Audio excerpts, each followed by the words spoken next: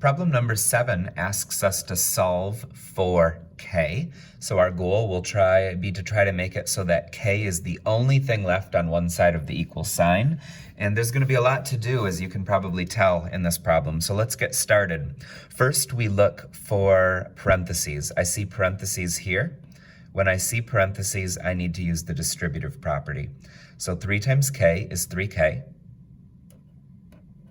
I'm going to start by drawing a line through here. I think that's going to be helpful as we move further in this problem.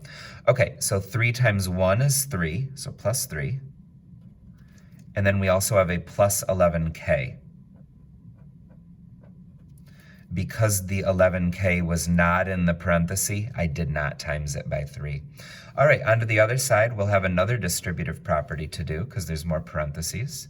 So 2 times 4 is 8. 2 times 5k will be 10k, so plus 10k. And I'm just multiplying those together in my head.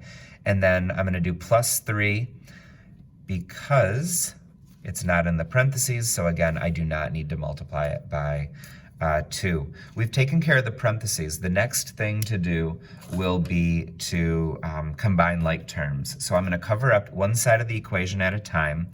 There's 1, 2, 3 things here. Can any of them be combined? Yes.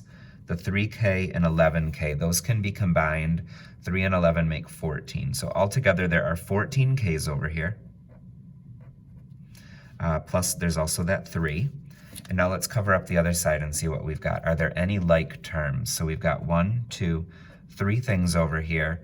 And it looks like this has a k. Neither of these have k's. So these are like terms. They're just numbers. So we can combine this one and this one.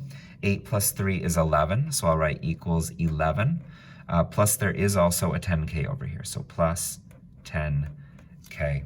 Okay, we've combined like terms, so the next thing we're going to do is we're going to ask ourselves, are there letters on both sides? So there's a letter over here, a letter over here. So we want to make it so that the smaller pile moves over with the bigger one. So there's 10 k's in a pile right here, 14 k's in a pile right here. I'm going to move this smaller pile of k's over to this side.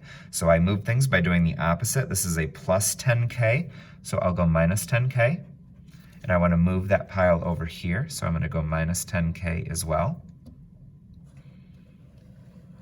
And let's rewrite it now. So we have 14 k's, take away 10. So hopefully we can agree that there are 4 k's left over here.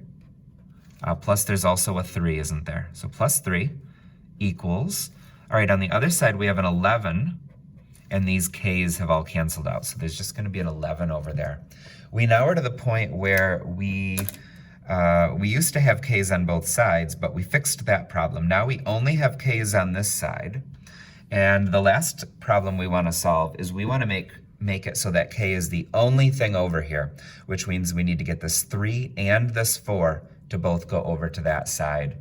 So to do that, we notice that the 4 is connected to the k, but the 3 is not. The one that's not connected moves first. So we'll start by subtracting 3, because subtracting is the opposite of adding. So over here we have a 4k, and the 3's cancel, equals 11 minus 3 is 8. We have one more step to do, and then k will be all by itself. You'll notice that we have 4 being multiplied by k. The opposite of timesing is to divide, so we'll move the 4 by dividing. So the only thing left over here is k, which means we're done. And 8 divided by 4 is 2. So we have solved k equals 2. Oh yeah.